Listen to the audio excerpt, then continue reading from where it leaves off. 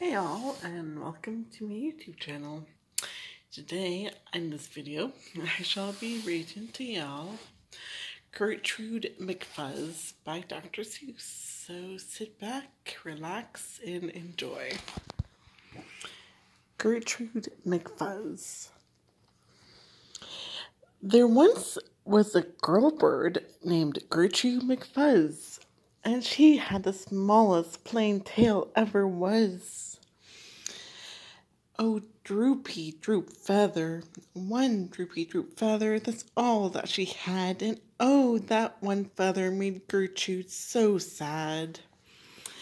For there was another bird that she knew, a fancy young birdie named Lola Lee Loo, and instead of one feather behind, she had two. Poor Gertrude. Whenever she happened to spy Miss Lola Lee Loo flying by in the sky, she got very jealous.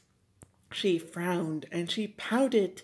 Then one day she got awfully mad and she shouted, "This just isn't fair. I have one. She has two. I must have a tail just like Lola Lee Loo."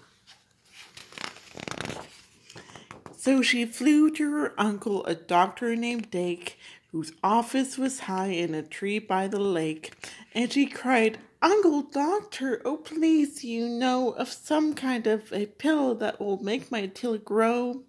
"Tut, tut," said the doctor, "such talk, how absurd. Her tail is just right for your kind of a bird." Then Gertrude had tantrums, she raised such a din, then finally her uncle, the doctor, gave in, and he told her just where she could find such a pill on a pillberry vine on the top of the hill. "Oh, thank you," chirped Gertrude McFuzz, and she flew right straight to the hill where the pillberry grew. Yes, there was the vine, and as soon as she saw it, she plucked off a berry she started to gnaw it. It tasted just awful, almost made her sick, but she wanted that tail, so she swallowed it quick. Then she felt something happen. She felt a small twitch, as if she's been tapped down behind by a switch.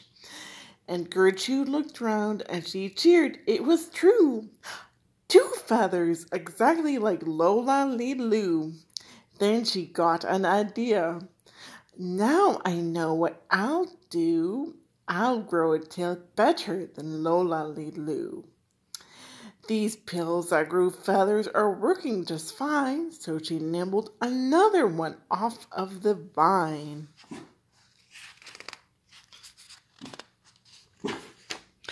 She felt a new twitch, and then Gertrude yelled, "Wee! Miss Lola has only just two. I have three. When Lola Lee Loo sees this beautiful stuff, she'll fall right down flat on her face, sure enough. I'll show her who's pretty. I certainly will. Why, I'll make my tail even prettier still." She snatched at these berries that grew on that vine. She gobbled down 4, 5, 6, 7, 8, 9. And she didn't stop eating young Gertrude McFuzz till she'd eaten 3 dozen. That's all that there was.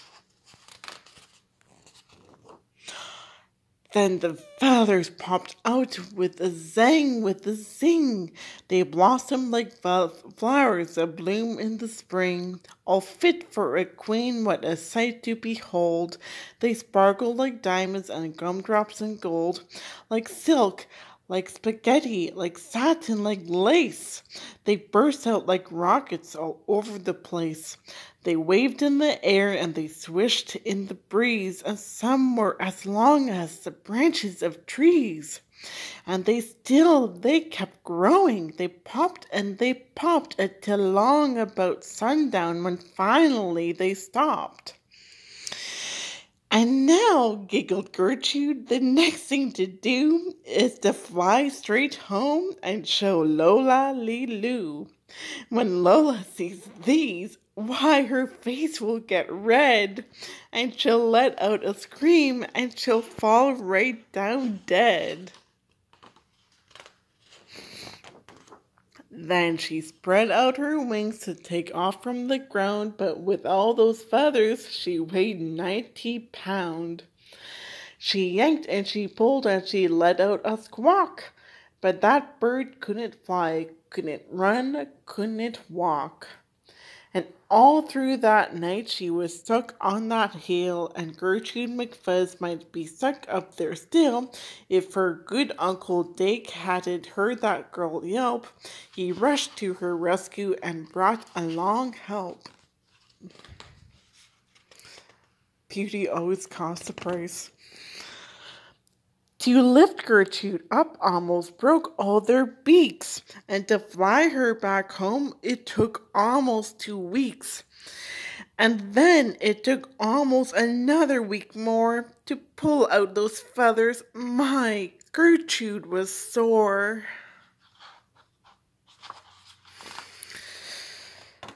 And finally, when all of the pulling was done, Gertrude behind her again had just one. That one little feather she had as a starter. But now that's enough, because now she is smarter. The end.